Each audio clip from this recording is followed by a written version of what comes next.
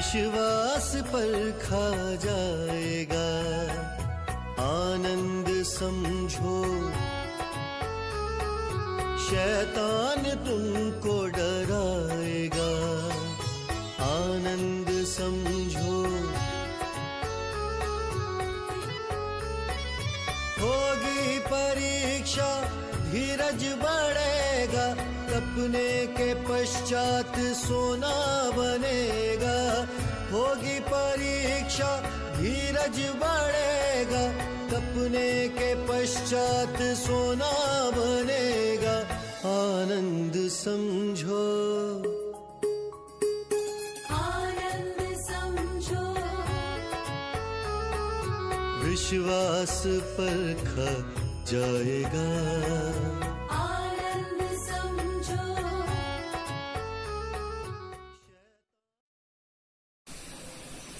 प्रभू येशू ख्रिस्ताच्या पवित्र नावाने पुन्हा एकदा सर्व श्रोते मित्रांना प्रीतीचा सलाम। बरं, आपण याकोबाच्या पत्राचे अध्ययन करत आहोत आणि आपल्या रूपरेषेप्रमाणे आज 5वा भाग आपण अभ्यासणार आहोत। पहिल्या अध्यायाला आपण 5 भागात विभक्त केलं आणि वेगवेगळ्या 4 भागावर आपण विचार केलेला आहे।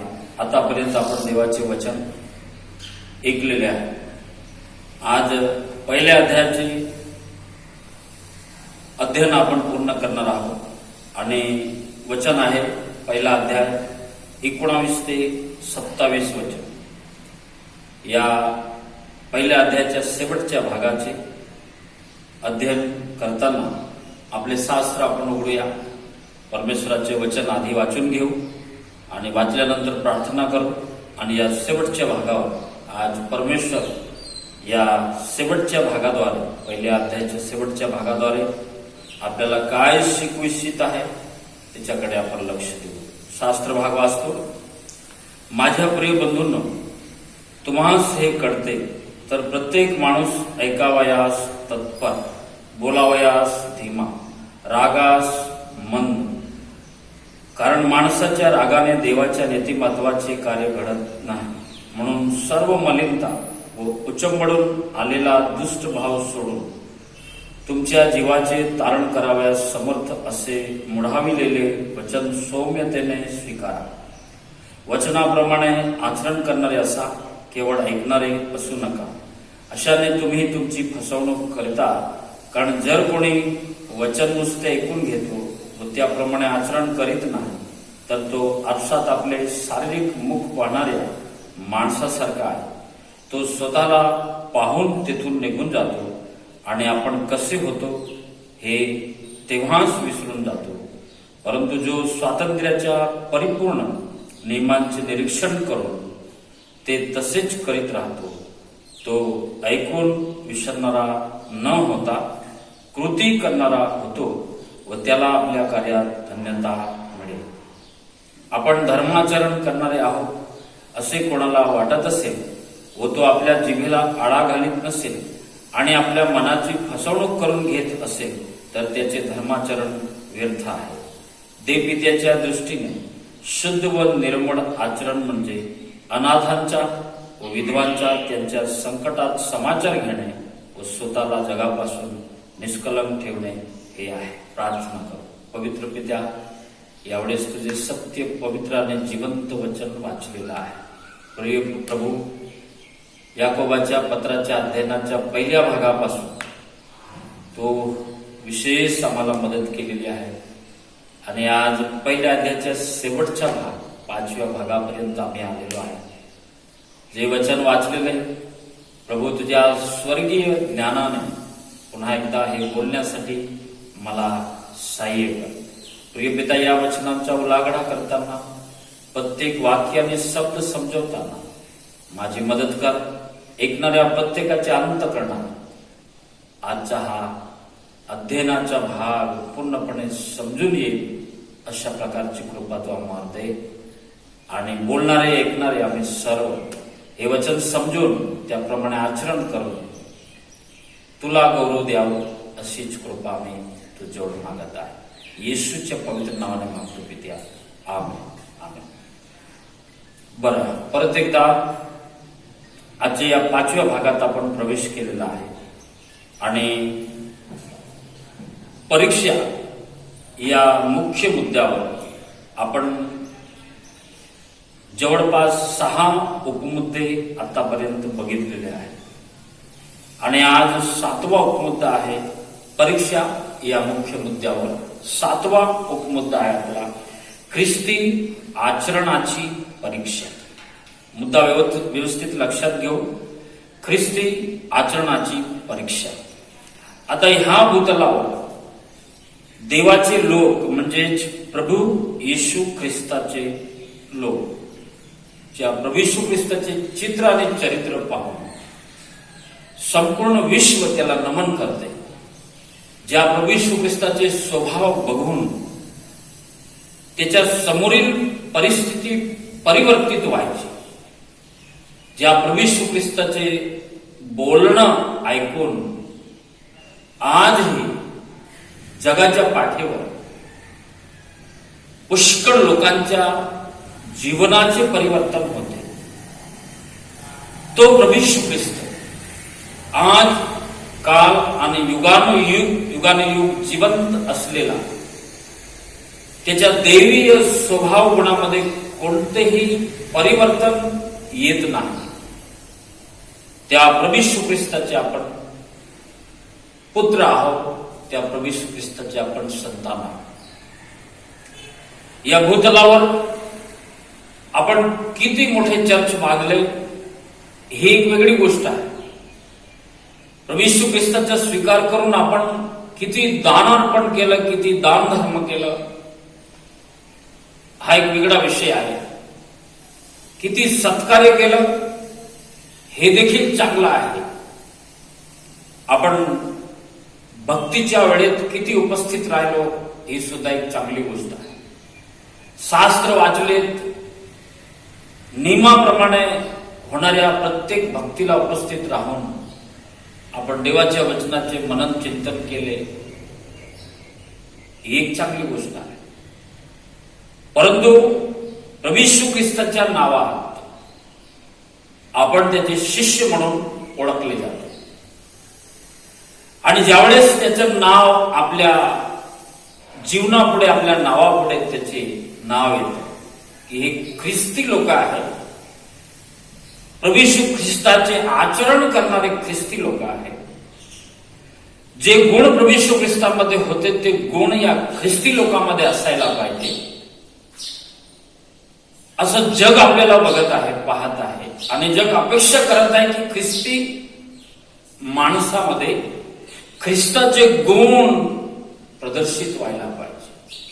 आणि हीच इच्छा आपल्या तारणकर्त्या मुक्तिदाता प्रभू येशू ख्रिस्ताची सुद्धा हीच इच्छा आहे की त्याचे स्वभाव गुणांचे आचरणाने आपण असंख्य लोकांना प्रदर्शित करावं की माझा येशू ख्रिस्त माझ्यात जिवंत आहे, मी ख्रिस्त अनुयायी आहे.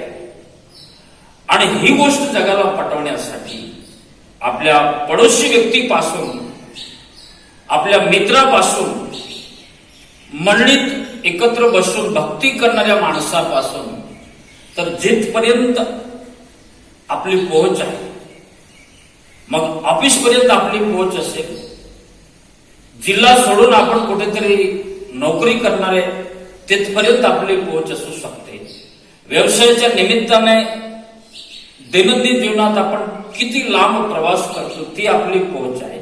जिथे आपली पोहोच आहे तिथपर्यंत ख्रिस्ती गुणांचा, ख्रिस्ताच्या पवित्र स्वभावाचे सुगंध अनेकापर्यंत पोचावा अशी देवाची इच्छा आहे. आणि मग याकोब त्या 12 वर्षाच्या पांगलेल्या लोकांस, म्हणजे जे जगभर पसरलेले यहुदीपैकी ख्रिस्ती लोक आहेत, आता त्या लोकांना की तुम्ही ख्रिस्ताचे आचरण करून ख्रिस्त त्यांना दाखवा, ख्रिस्त जगाला पटवा. ख्रिस्ताची सुवार्ता ही फक्त तोंडानेच नव्हे, ख्रिस्ताची सुवार्ता ही विविध माध्यमानेच नव्हे तर एक असं माध्यम आहे, आपले जीवन हे एक सुवार्ता आहे, आपले आचरण ही सुद्धा एक सुवार्ता आहे. आणि ही प्रॅक्टिकली सुवार्ता, आचरणाची ही प्रॅक्टिकली सुवार्ता तुम्ही जगाला दाखवावी अशी देवाची इच्छा आहे. आणि आज याकोब हे जे 12 वंशाचे पांगलेले लोक आहेत, जिथं तुम्ही राहत आहे, ज्या देशात तुम्ही आहात, ज्या ठिकाणी राहून तुम्ही आपला उदरनिर्वाह करीत आहात, जीवन जगत आहात, तिथं तुम्ही ख्रिस्ताचे आचरण, ख्रिस्ती आचरण तिथं दाखवा. आणि मग जवळपास 11 गोष्टी त्यांनी 19 वचनापासून तर 27 वचनापर्यंत 11 गोष्टी सांगण्याचा प्रयत्न केला. ह्या 11 गोष्टी त्यावेळेसच्या पांगलेल्या लोकांसाठीच नव्हे, 12 वंशाच्या त्या पांगलेल्या लोकांसाठी होत्या, आज आपल्यासाठी आहे. आणि मी एक गोष्ट तुमच्या पुढे थोडक्यात स्पष्टीकरण करून मांडण्याचा प्रयत्न करत आहे. 19 वचनाची सुरुवात करताना याकोब म्हणतात, माझ्या प्रिय बंधूंनो.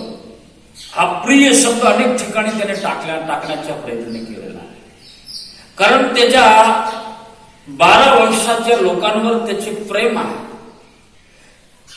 ख्रिस्ताचे प्रेम त्याच्यात आहे. आणि त्या प्रीतिस्तव हा संपूर्ण अध्याय म्हणजेच हा पुस्तकच लिहिण्याचा त्याने प्रयत्न केला.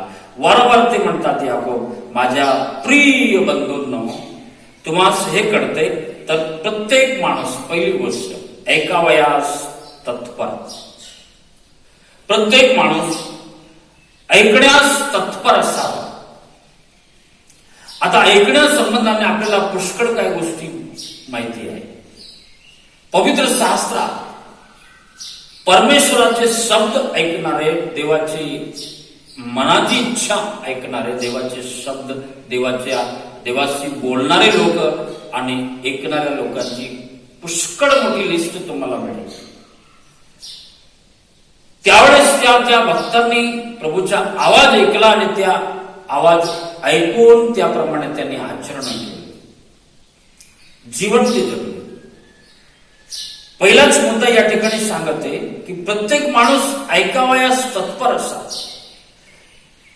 प्रभू जे बोलत आहे, त्याच्या वचनातून जे बोललं जात आहे, किंवा एखादा समोरील माणूस तुम्हाला बोध करत आहे, शिकवत आहे, एखाद्या घटनेविषयी तुम्ही ऐकत आहात आणि दैनंदिन जीवनात तुम्ही ऐकण्यासाठी तत्पर असा आणि ते तुम्ही व्यवस्थित ऐकून घ्या. बघा, ऐकण्या संबंधाने पवित्र शास्त्रात पुष्कळ ठिकाणी म्हटलंय, आज जे मी तुम्हाला सांगत आहे ते लक्षपूर्वक ऐका, लक्षपूर्वक ऐका. आणि आपण याच अध्ययनापूर्वी प्रकटीकरण पुस्तक 1 अध्यायापासून 3 अध्यायापर्यंत आपण थोडक्यात अध्ययन करण्याचा प्रयत्न केला. तिथं प्रत्येक मंडळीबद्दल अध्ययन करताना एक गोष्ट आपण ऐकली, ज्याला कान आहे तो ऐकू, ज्याला कान आहे तो ऐकू. हे शब्द आपण आताच ऐकून घेऊ. एक वचन मी वाचतो, 1 शमूएल 15 अध्याय आणि 22 वचन आपल्या सर्वांसाठी वाचतो. आणि मग ऐकण्या संबंधाने शमूएल पुस्तकामध्ये जे एक उत्तम असे उदाहरण आहे, त्याच्याकडे मी आपल्या सर्वांचे लक्ष वेधण्याचा प्रयत्न करत आहे. 1 शमूएल पुस्तक 15 अध्याय आणि वचन 22 तिथे या प्रकारे लिहिलेले. तेव्हा शमूएल म्हणाला, परमेश्वराचा शब्द पाळल्याने जसा त्याला संतोष होतो, तसा होमांनी व यज्ञांनी होतो काय? पहा, यज्ञापेक्षा आज्ञा पाळणे बरे, एडक्यांच्या भेटीपेक्षा वचन ऐकणे बरे. परत एकदा या 22 वचनाचा शेवटचा भाग परत वाचून दाखवतो. एडक्यांच्या वेपेपेक्षा वचन ऐकणे बरे. आता जगातील पुष्कळ गोष्टी आपण ऐकतो, हा खूप मोठा एका विषयाचा भाग आहे. मला 11 गोष्टी तुम्हाला थोडक्यात सांगायच्या असल्याने मी थोडक्या शब्दात हे वचन समजवण्याचा प्रयत्न करतो, हा मुद्दा समजवण्याचा प्रयत्न करतो. ऐकण्यासाठी तत्पर असा. इथं आपण वाचून गेलो की ज्या ठिकाणी सौलाने आज्ञाभंग केला, परमेश्वराने त्यांना जी आज्ञा केली की तुम्ही ज्या ठिकाणी युद्ध करण्यासाठी जात आहात आणि तो युद्ध तुम्ही जिंकाल आणि आपल्यासाठी कोणतीही वस्तू तुम्हाला तिथून आणायची नाही. अमालेकी लोकांशी युद्ध करण्यासाठी सौल राजा गेले. इस्रायलाचा पहिला राजा सौल, आणि सौल राजा बरोबर अनेक सैन्य गेले आणि अमालेकी लोकांशी युद्ध केलं. आणि परमेश्वराची इच्छा होती की त्या लोकांना तुम्हाला ठार करायचे, 100% नष्ट नाबूद करायचे. पण सौलाने आणि सेनापती सैनिक लोकांनी त्या अमालेकी लोकांच्या नगरातून चांगले चांगले शेरडे, मेंढरे ह्या वस्तू आणल्या. परमेश्वराची इच्छा होती की तिथून काही वस्तू नको, ते सगळं नाश करायचे. त्या मुठीतून काही तुम्ही आणायचं नाही, तिथून काहीच आणायचं नाही. परंतु सौलाने ते ऐकलं नाही आणि शेवटी शमूएल संदेश त्याला पाठवला आणि ते म्हणतात ऐक्याच्या वेपेपेक्षा वचन ऐकणे बरे आहे. आता खूप मोठा मुद्दा आहे, मी थोडक्यात तुम्हाला समजवलेला आहे. परमेश्वर आपल्या अभिषिक्ताला देखील ही गोष्ट स्पष्ट सांगितली त्याने की सौला, तू देवाच्या ऐकावयास तत्पर राहा. तुला जे सांगितलं तेच कर. त्याच्या पुढे तू जसं यहोशुआला सांगितलं की डावीकडे उजवीकडे वळू नको, जे तुला सांगितलं गेलं, जी आज्ञा झाली परमेश्वराची तेच ऐक. आज याकोबाचे पत्र शिकताना माझ्या प्रिय मित्रांनो, ऐकण्यासाठी तत्पर असा. पुढचा मुद्दा आपल्याला शिकवत आहे बोलावयास धीमे बोला. याचा अर्थ मंद बोला किंवा बोलण्यासाठी तुम्ही घाई करू नका. पुष्कळ लोकांचा स्वभाव असा आहे की बोलतील जास्त आणि ऐकतील कमी, उलट आहे. पण वचनाचा क्रम याकोब इथं असं शिकवते की तुम्ही ऐकावयास तत्पर असा आणि जिथं योग्य तिथंच तुम्ही बोला. तुमच्या बोलण्याने कोणाचे नुकसान होऊ नये आणि म्हणून तुम्ही ऐका, तत्पर असा ऐका आणि योग्य ते शब्द तुम्ही बोला. बोलावयास घाई करू नका. एक वचन वाचून दाखवतो. वचन मात्र वाचतो, जास्त आपल्याला उलागडा करता येईल असा वेळ आपण याच्यात घेतलेला नाही, म्हणून फक्त वचन वाचतो. मत्ती ग्रंथ 12 अध्याय आणि 12 अध्यायाचं 36 आणि 37 वचन आपल्या समोर वाचून दाखवत आहे. आपण त्या वचनाकडे लक्ष देऊ. मत्ती 12 अध्याय 36 आणि 37 वचन. 36 आणि 37 वचन बघा. असं लिहिलंय, मी तुम्हाला सांगतो की माणसे जो व्यर्थ शब्द बोलतील त्याचा हिशेब त्यांना न्यायाच्या दिवशी द्यावा लागेल. हे वचन आहे. कारण जो आपल्या बोलण्यावरून निर्दोषी ठरशील आणि आपल्या बोलण्यावरून दोषी ठरशील. आणि मग बोलण्याविषयी जर इतकं परमेश्वराचं वचन तटस्थ आहे, त्याच्यावर कारवाई होणार आहे. त्या प्रत्येक शब्दाचा हिशेब जर द्यावा लागणार आहे न्यायाच्या दिवशी. उपदेशक पुस्तकाकडे थोडस लक्ष द्या, तिथं बघा. एक शब्दाचा आपल्याला हिशेब द्यावा लागेल. मग आपलं बोलणं हे किती धीमा असावं, घाईने बोलू नये, ऐकण्यास तत्पर असा, बोलण्यास मंद असा. समजून घ्या ती गोष्ट. तिसरी गोष्ट, ख्रिस्ती आचरणाविषयी त्या पांगलेल्या लोकांस, 12 वर्षाच्या पांगलेल्या लोकांस, जगभरात पसरलेल्या लोकांस याकोब पत्राद्वारे सांगते की तिथं तुम्ही गेले, तिथं देवाचं ऐका. तुम्ही बोलावयास तुम्ही धीमे असा, घाई करू नका, रागास मंद असा. तिसरा मुद्दा शिकवला याकोबाने रागास मंद असो. आणि इपिस्करास पत्र जर तुम्ही वाचलं 4 अध्याय 26 वचन तर असं म्हटलंय, तुम्ही रागावा परंतु पाप करू नका. तुम्ही रागावा परंतु पाप करू नका. आणि रागावले तर सूर्य मावळेपर्यंत विसरण्याचा प्रयत्न करा. जागतिक सर्वेनुसार रागाविषयी 4 विद्वानाने 4 मतं मांडली, ती वाचून दाखवतो. जास्त स्पष्ट करण्याचा वेळ आपल्याकडे नाही, परंतु मी तुम्हाला त्या 4 गोष्टी वाचून दाखवतो. एक असा माणूस आहे ज्याला लवकर राग येतो आणि लवकर शांत होतो. एक असा माणूस आहे ज्याला लवकर राग येतो परंतु लवकर शांत होत नाही. खूप वेळ लागतो त्याला त्या रागातून निघण्यासाठी. तिसरी व्यक्ती आहे की ज्याला लवकर राग येत नाही आणि लवकर शांत होतो. रागही लवकर येत नाही, शांत लवकर होतो. चौथी एक व्यक्ती अशी आहे की त्या व्यक्तीला लवकर राग येत नाही परंतु लवकर शांतही होत नाही. हे 4 प्रकार तुम्ही त्याला रिपीट करून तुम्ही ऐकलं तर ते समजेल. आता मुख्य मुद्द्यावर येतो. तुम्ही रागावा परंतु पाप करू नका. याचा अर्थ काय आहे? एखाद्या चांगल्या गोष्टीसाठी, चांगलं घडत आहे, परमेश्वराच्या सेवेसाठी काहीतरी चांगलं घडणार आहे, देवाच्या वचनाप्रमाणे आहे, तिथं राग केला तर ते चुकीचं नाही. आता दुसरी गोष्ट सांगण्यापेक्षा प्रभू येशू ख्रिस्ताचे उदाहरण सांगतो. प्रभू येशू ख्रिस्त दुःख सहन आठवड्याच्या मध्यभागी, मला असं वाटतं पहिल्याच दिवशी मंदिराच्या शुद्धीकरणाच्या वेळेस आपल्याला माहिती आहे की तिथं क्रय विक्रय करणारे कबूतर, जनावर आणि ह्यांचे काय देवाणघेवाण करणारे लोक तिथं बसले होते.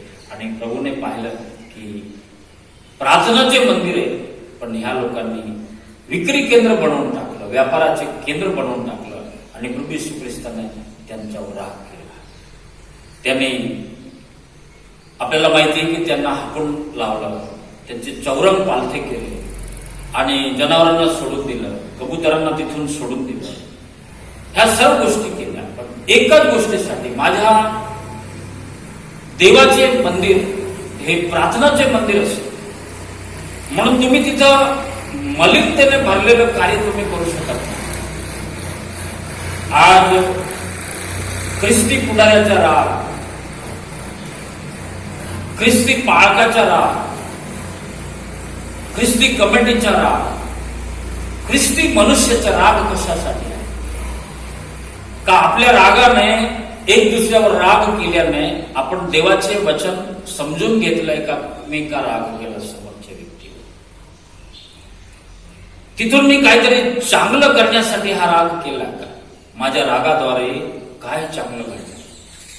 आणि म्हणून हा एक भयंकर असा मुद्दा आहे. प्रत्येक व्यक्तीला इथं येऊन समजून घ्यायला पाहिजे. मी राग केला चालेल परंतु मी पाप करणार नाही. आणि मी संध्याकाळ होईपर्यंत मी विसरून जाणार आहे. माझ्या भावाविरुद्ध असेल मी विसरून जाणार आहे. संध्याकाळी झालं तर सकाळपर्यंत मी विसरण्याचा प्रयत्न करणार आहे. असं असेल तर राग करा. रागास मंद असा, म्हणजे सनिलीलन अजिबात राग करू नका. रागास मंद असा. चौथी गोष्ट म्हटली मलिनता सोडणे. जे जे वाईट कृत्य तुम्हाला समजलं जात आहे, जिथे तुम्ही आहात तिथे तुम्हाला कळतं की हे वाईट आहे, हे परमेश्वराच्या वचनाप्रमाणे नाही, त्या गोष्टी सोडा. 5वी गोष्ट उचंबळून आलेला दुष्टभाव सोडणे. तुम्ही बाहेर राहता, जगात तुम्ही परकीय आहात आणि अशा ठिकाणी तुम्ही उचंबळून आलेला दुष्टभाव सोडा. म्हणजे काय? मनुष्याच्या जीवनात, हे मी हिंदी शास्त्राद्वारे आता स्पष्टीकरण 5मध्ये देत आहे, मनुष्याच्या जीवनात असे काही कुचके स्वभावाने विचार आहे, दुर्गंध आणणारे असे काही मनुष्याच्या अंत करणार, दुर्गंधी आणणारे असे काही विचार आहे. कुचके स्वभाव, कुचके विचार त्याला म्हणतात. उचंबळून आलेला दुष्टभाव. जे कृतीत आणलं तर ते वाईटच करणार, दुर्गंधीचं कामच करणार. आणि असे व्यक्ती जेव्हा अनेक चांगल्या लोकांमध्ये बसतात, त्यांच्या शब्दाद्वारे दुर्गंधी पसरते. याचा अर्थ त्यांचे शब्दाद्वारे कडवेपणा येतो, रागाचे शब्द येतात, तटफुटीचे शब्द येतात, पक्षभेदाचे शब्द येतात, मतांतरे होतात आणि आपसात एकजूटपणा होत नाही. 6वी गोष्ट, आता 6व्या गोष्टीमध्ये याकोब हे शिकवत आहे आपल्याला की तुम्ही तुमच्या स्वतःविषयी जपा, स्वतःला परमेश्वरासमोर नीट करा, स्वतःचं जीवन प्रभू समोर खाली करा आणि स्वतःचं जीवन तुम्ही चेक करा की माझ्यात कोणता दुर्गुण आहे. आणि ह्यासाठी प्रभूला तुम्ही वेळ द्या की प्रभू तू माझ्यातील ही मलिनता, हा दुष्ट उचंबळून आलेला दुष्ट स्वभाव, ही मलिनता काढून मला स्वच्छ कर. आणि ह्यासाठी प्रभू समोर हे आपले सत्य जीवन परमेश्वरासमोर हे सांगावं लागतं. आणि मग प्रभू आपल्याला त्याचे वचनाद्वारे आपल्याला बोध देतात, कोणत्या ना कोणत्या माध्यमातून त्याचे वचन आपल्याला देतात. आणि त्यावेळेस एका व्यक्तीला ख्रिस्ती आचरणासाठी प्रभूकडून आलेलं वचन स्वीकारावं लागतं आणि आपले सर्व दुष्ट भाव, कुचके स्वभाव आणि मलिनता ही सोडावी लागते. आणि देवाचे वचन आपल्या अंतःकरणात ठेवून आचरणासाठी वचन सौम्यतेने स्वीकारावं लागतं. हा आहे 6वा मुद्दा. आता 6वा मुद्दा व्यवस्थित तुम्ही समजून घ्या. तुम्हालाही वाटेल की मी देवाच्या दृष्टीने ठीक आहे असं तुमच्या मनाला वाटेल, मलाही वाटेल मी एक पाळक आहे, मी देवाच्या दृष्टीने चांगला आहे, माझा स्वभाव चांगला आहे, माझं सर्व नेचर चांगलं आहे असं मलाही वाटेल. समोरच्या व्यक्तीलाही वाटेल की मी सगळं जे ख्रिस्ती आचरण आहे ते करतो, मीही चांगला असं वाटेल. हे कधी समजेल? जेव्हा आपण पवित्र देवाच्या उपस्थितीत जातो. उदाहरणार्थ तुम्ही बघून घ्या, तुम्ही वाचून घ्यायचे यशायाच्या पुस्तक 6वा अध्याय 1 ते 13, 12-13 वचनांचा तुम्ही अभ्यास करा. अनेक देवभक्तांविषयी तुम्ही अभ्यास करा, नोहाविषयी तुम्ही अभ्यास करा. त्यांनी आपल्या प्रभू समोर कशा प्रकारे ते कापत धैर्य केलं नाही देवाची वाणी. मुसेकडून शिका, या सगळ्या गोष्टी आपल्यासाठी आहेत. त्यांनी परमेश्वराचे वचन एलियाकडून शिका. त्यांनी आपले जीवन प्रभू समोर मांडून दिलं आणि म्हटलं प्रभू मी अशुद्ध होटांचा माणूस आहे, मी अशुद्ध होटांच्या माणसामध्ये राहतो. यशया कबूल केला, यशयाने स्वीकार केला की मी शुद्ध नाही प्रभू. हे त्याने देवाचं वचन सौम्यतेने स्वीकारलं. जे सत्य परमेश्वराच्या सानिध्यात आहे ते सत्य आपल्याला सत्यामध्ये चालण्यासाठी प्रवृत्त करतं. आणि म्हणून प्रभूच्या उपस्थितीत मन लावून जेव्हा आपण जातो त्यावेळेस आपल्या चुका आपल्याला कळतात. आणि ज्यावेळेस आपल्या चुका काढतात त्याचा अर्थ असा आहे की देव आत्मा आपल्याला त्या चुकापासून मुक्त करून एक विकसित ख्रिस्ती जीवन आपलं होण्यासाठी आपल्याला मदत करत आहे. आणि अशा वेळेस जसं आज समूएल बोलले, बोल प्रभू तुझा दास ऐकत आहे, त्या प्रकारे सौम्यतेने देवाचे वचन तुम्ही स्वीकारायला पाहिजे. मी आणि तुम्ही स्वीकारलं पाहिजे. 7वा मुद्दा, वचनाप्रमाणे आचरण करणारे असा. वचन ऐकलं त्याप्रमाणे आचरण करणारे असा. तुम्ही जो शब्द देतात त्याप्रमाणेही आचरण करणारे असा आणि देवाच्या वचनाप्रमाणेही आचरण करणारे असा. नाहीतर काय होईल? उदाहरण दिलेलं आहे. एक व्यक्ती सकाळी त्याचा चेहरा आरशात बघतो आणि थोडा वेळ गेला, अर्धा तास 1 तास गेला, त्याला वाटतं की माझा चेहरा अजून खराब झालेला आहे. तो परत आरशाकडे जातो, परत आरशाकडे जातो आणि स्वतःला चेक करतो. देवाच्या वचनाप्रमाणे आचरण न करणारा व्यक्ती तसाच आहे. वारंवार आरशाकडे जाईल. कारण देवाच्या वचनाप्रमाणे तो आचरण करत नाही. याकोब आपल्याला शिकवते वचनाप्रमाणे आचरण करा आणि वारंवार त्या आरशात पाहून आपलं मुख विसरणाऱ्या म्हणजे कृती न करणाऱ्या माणसासारखे तुम्ही करू नका. 8वा मुद्दा, जिभेला आळा घाला, जिभेला लगाम लावा. आपल्या जिभेद्वारे 3ऱ्या अध्यायामध्ये पूर्ण अध्याय आपल्याला शिकायचे आहे, म्हणून मी जास्त या ठिकाणी बोलत नाही. परंतु एखाद्या माणसाच्या चुकीबद्दल आपण बोलतो तर त्याच्या चांगल्या कृत्याविषयी आपण बोलायला पाहिजे, तर आपल्याला दुसऱ्याची चूक सांगण्याचा अधिकार आहे, दुसऱ्याची चूक समजवण्याचा अधिकार आहे. जर आपण त्याची वीक पॉइंट आहे, जे कमजोर बाजू आहे, तिच्याविषयीच आपण निंदा करीत बसलो तर आपण जिभेला अद्यापपर्यंत आळा घातलेला नाही, लगाम नाही. आपली जीभ ही बेलगाम आहे असा त्याचा अर्थ होतो. जर जिभेला आळा घातला याचा अर्थ काय? त्या व्यक्तीची दुसरी बाजू पण आहे. एका बाजूला पुष्कळ मोठी गोष्टींची उणीवता आहे, काही गोष्टींची उणीवता आहे, कमी आहे त्याच्यात, पण दुसऱ्या बाजूला ज्या काही चांगल्या गोष्टी त्याच्याविषयी पण आपण बघितलं पाहिजे आणि बोललं पाहिजे. म्हणजेच आपण आपल्या जिभेला आळा घातलेला आहे. 9वी गोष्ट इथं याकोब आपल्याला शिकवत आहे, अनाथांचा समाचार घ्या. 10वी गोष्ट, विधवांच्या संकटात समाचार घ्या. अनाथ आणि विधवा या भूतलावर पुष्कळ आहे.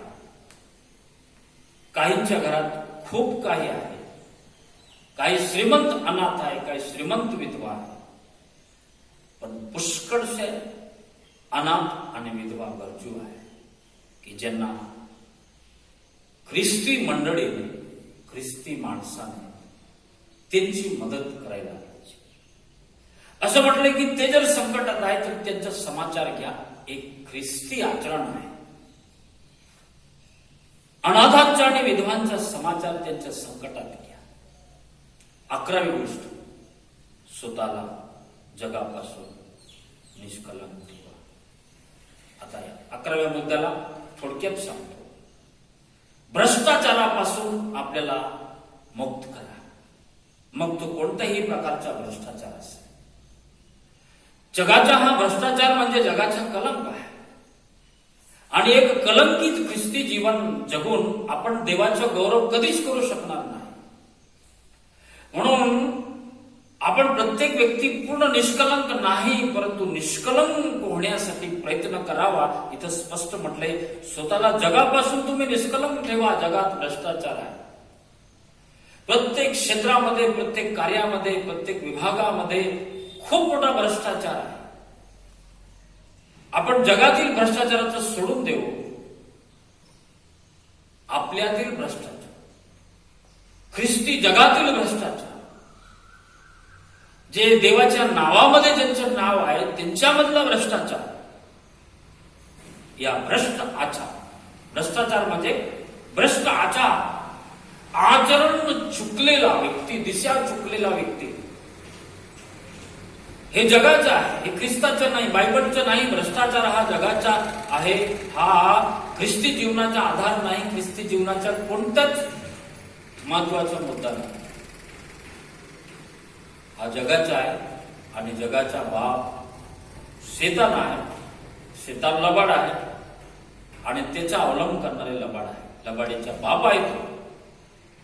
हा कलंक त्याच्याकडून आहे. म्हणून प्रत्येक ख्रिस्ती माणसानं, मी आणि तुम्ही, आपण स्वतःला या भ्रष्ट आचरणापासून दूर ठेवायचे. आपण ठेवले जाणार नाही. प्रभूला प्रार्थना केली, प्रभू मला या भ्रष्टाचारापासून दूर ठेव, तेवढंच चालणार नाही. स्वतःला पण कंट्रोल करावं लागेल. आपल्याला अनुशासनात राहावं लागेल आणि या जगाच्या भ्रष्ट आचरणापासून दूर राहावं लागेल. इथं पहिला अध्याय समाप्त होत आहे. प्रार्थना करू. पवित्र पित्या, गेल्या दिवसापासून आम्ही याकोबाच्या पत्राचं अध्ययन करण्यासाठी प्रार्थना केली. तो आम्हास प्रतिदिवशी मदत करत आहे. आज 5व्या भागाचं थोडक्यात अध्ययन करण्यासाठी तू कृपा पुरवली. ख्रिस्ती आचरणात समाधान. ख्रिस्ती आचरणाची ही परीक्षा आहे आणि या परीक्षेमध्ये आम्ही प्रभू तुझ्या वचनाप्रमाणे, ख्रिस्ता तुझ्या स्वभावाप्रमाणे आम्ही आचरण करावं. जग आम्हाला पाहिल की आम्ही ख्रिस्ती लोक आहे. आज 11 मुद्दे आम्ही वाचलेले आहे. 11 मुद्द्यावर थोडक्यात मनन केलेलं आहे. त्याप्रमाणे आम्हाला आचरण करण्याची कृपा दे. त्या वचनाप्रमाणे चालणारे बन आणि तुझे गुरु होते. येशूच्या नावाने